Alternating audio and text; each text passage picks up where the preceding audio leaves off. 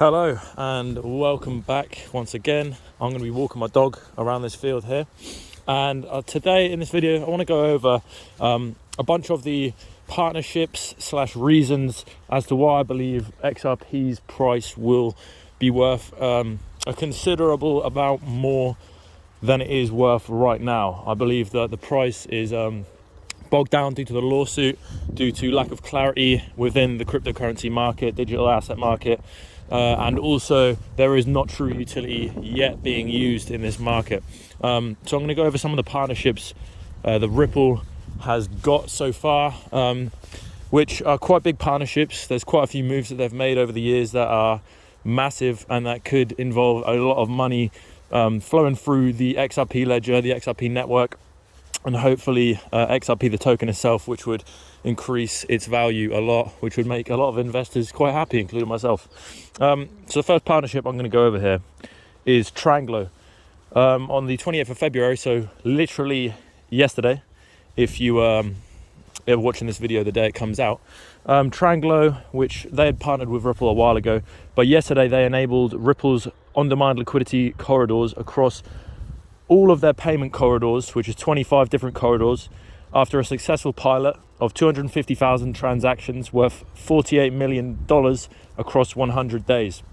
Tranglo itself is a massive sort of collective which is partnered with over 1,300 banks in over 100 different countries. So if we just immediately look at XRP's market cap currently, right now today, it's 28 billion pounds. 28 billion pounds market cap. I know in cryptocurrency is not necessarily the actual amount of liquid pounds that you would be able to take out of XRP. If everybody sold their XRP at the same time, you wouldn't actually be able to get 28 billion pounds out of it. But it's like a sort of a rough estimation of how much money is in XRP at this moment. It's not obviously exact, like liquid, you wouldn't be able to get that out, but 28 billion, right? You look at Bitcoin, which I believe is over 600 billion. The entire cryptocurrency market has just surpassed $2 trillion, so that would be less in pounds. The market is still extremely new, extremely undervalued in my opinion, considering the technology that it possesses and considering the future potential of the entire space. So another partnership, we have SBI Remit, which is a Japanese, I believe it's a bank in Japan, and they've teamed up with Ripple. They're the largest money transfer provider in Japan. They have over 10 billion in monthly cumulative payment volume in JPY, which is the currency over there. And their goal is to search for superior technological solutions to deliver ever-improving remittance services for customers, right? XRP, RippleNet, they do this. They provide this. So that is why SBI Remit, the largest money transfer provider in Japan, has decided to team up with Ripple in order to help facilitate these transactions. They have a corridor between Japan and Thailand.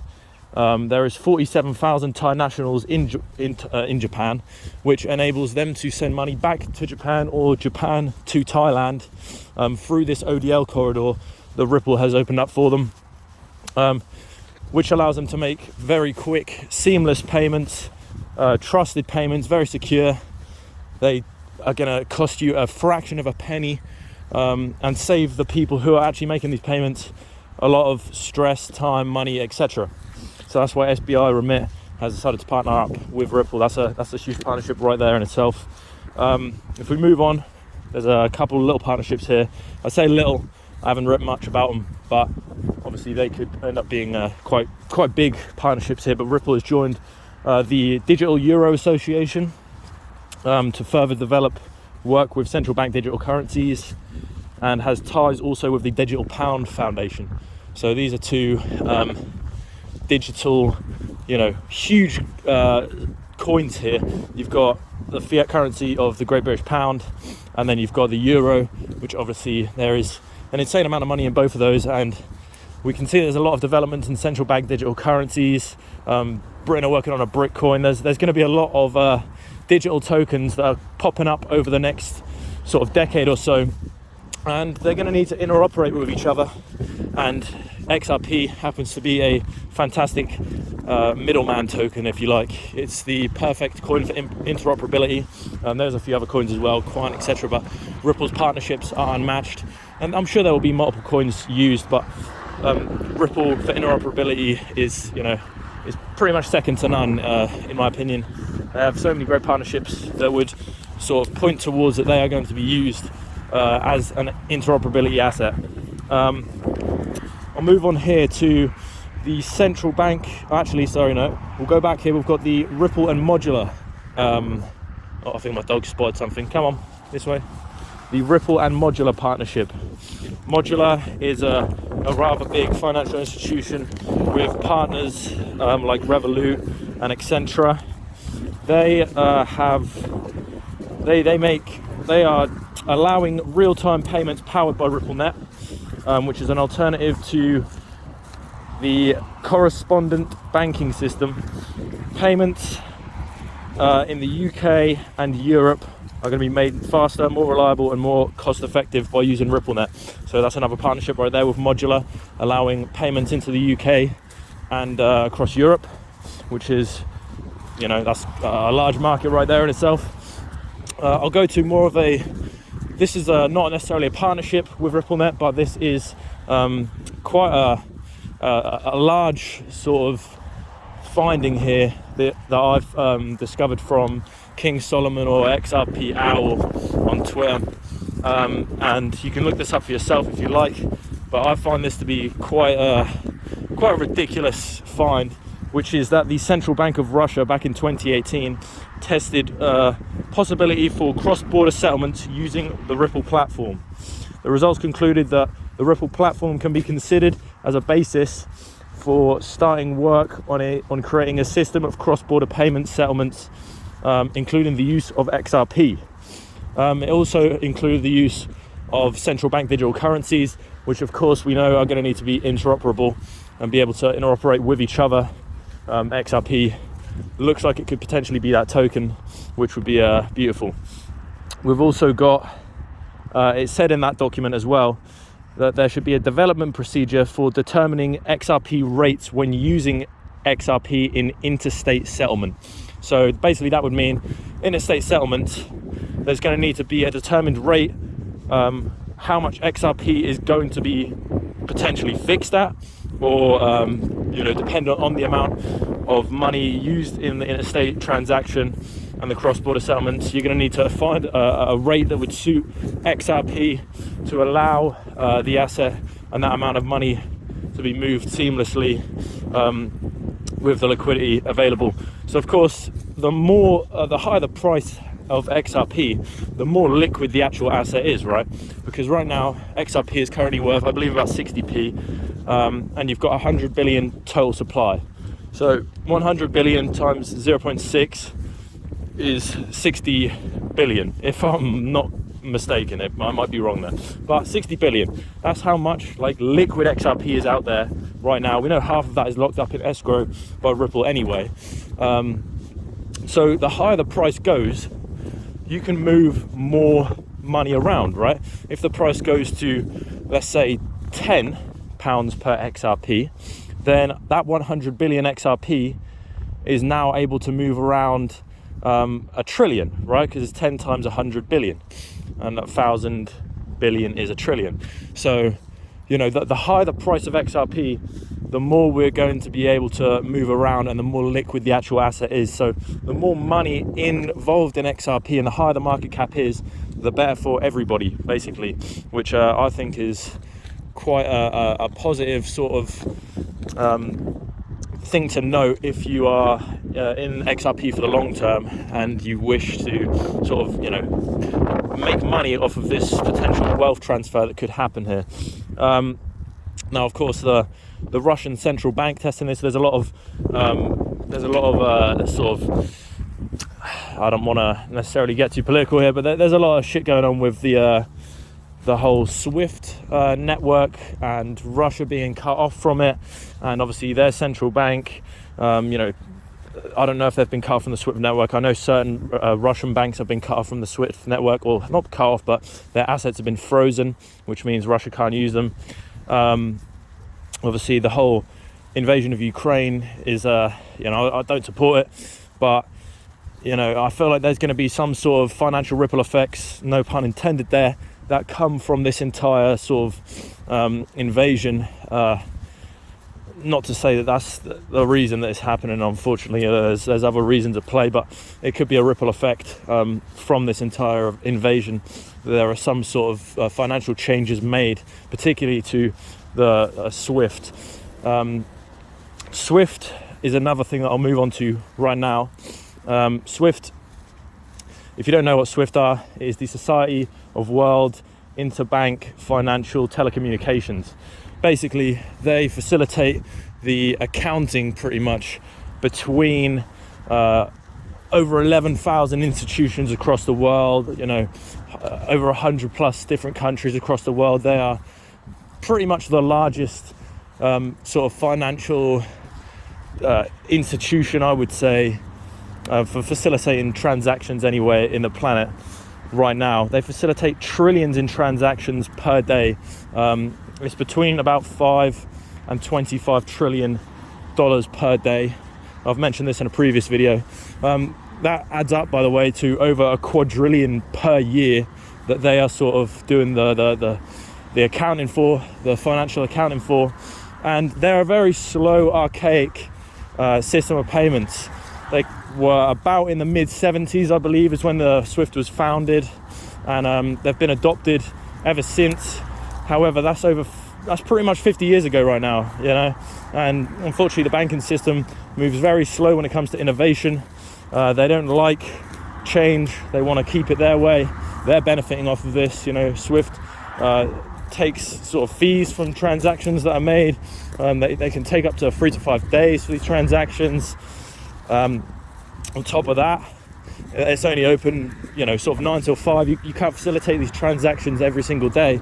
This is more of a, only open in working hours type of business that's going on here. Whereas crypto, as we know, is a 24/7, always open for business type of system that we could be using. So, SWIFT, now that you know a little bit about them, in December of 2021, decided to explore how it can support interoperability in the tokenized asset market, and they are working with Clearstream, Northern Trust, Settle, and other market participants. Come on, this way. Okay, he's sniffing something always. So those partnerships I just mentioned there, Clearstream, Northern Trust, and Settle, and other market participants, are key here. Is if you look into those particular groups on the 21st of February 2021, we can see that Settle hires a Ripple global head of banking and leader of to lead the payments business. Okay, so Settle hired somebody that used to work at Ripple. That person's name is Marjan Delatine. I hope I didn't say that wrong, but they were previously the senior business developer at SWIFT. Okay, so that's just a little connection there. They've previously worked at SWIFT, previously worked at Ripple, and are now working at Settle, which Settle are now helping to support interoperability development in the tokenized asset market. Okay, so that's just a little sort of a little connection that you can make right there. And then we have Northern Trust, which I just mentioned as well, tied the knot with Standard Chartered, which are part of the XRP RippleNet sort of system, to launch a crypto custodian called Zodia for Bitcoin, Ethereum, XRP, Litecoin, and Bitcoin Cash. So obviously XRP smack bang in the middle there mentioned. So that's Northern Trust already having some sort of link there with XRP. We have then got Northern Trust also participated in the first funding round for R3 Corda. Now R3 Corda are like huge crypto development company team sort of thing. The R3 Corda settler deals in XRP and XDC. It is also Swift GPI, or Swift GPI is Corda settler enabled as well. So there's just sort of more links there between all of these different groups. You've got Clearstream is also has ties to R3 and Corda as well. So those are just further connections between all of these massive groups, Swift, that we could potentially be seeing the real utility unlocked for in the future. Currently, there hasn't been any real information, I don't believe, released as to like what these partnerships, they're sort of ongoing partnerships that they're working together towards things, but nothing has really come to fruition yet that would really affect the markets, obviously, as we can see by the price action. The Bank of International Settlements, they have said that over 60 central banks are exploring central bank digital currencies. Central banks are increasingly studying the use for central bank digital currencies for cross-border payments, and the Bank of International Settlements reports that 28% of 50 central banks surveyed are studying making central bank digital currencies interoperable by forming multi-CBDC arrangements. Okay, so a bunch of these central banks are trying to basically form their own digital currency, and they're looking at interoperability solutions that they can use. We know that Ripple has ties with certain central banks and a lot of banks, over 100 banks and financial institutions. There's so many ties in between Ripple and these big banks, and the technology is just superior compared to the current the current sort of interoperability solutions that exist out there. It just makes you think Ripple are most likely going to be the company that is used in order to hopefully help these central bank digital currencies become interoperable with each other. Ripple, like as I said, collaborates with over 100 financial institutions worldwide. Some of those include Santander in the USA, the Canadian Imperial Bank of Commerce in Canada, of course, Kodak Mahindra, the bank in India, BTEC in Brazil, Lian in China, ZipRemit in Canada, Currencies Direct UK, as well as many more. That's just a few that I'll name off the top of my head there. So we can see that Ripple is most certainly partnered up with some great financial institutions, banks, etc., and the technology is there for them to be able to hopefully make these central bank digital currencies interoperable and provide on-demand liquidity across for cross-border settlements, cross-border payments, remittance payments, wholesale payments, etc. So fingers crossed, Ripple and this lawsuit ends up clearing up fairly soon with potentially a settlement or something along those lines, and then we can really see the true utility of XRP unlocked, which will hopefully make our banks nice and fat. So thanks for listening. This is not financial advice. I'm not a financial advisor. See you later.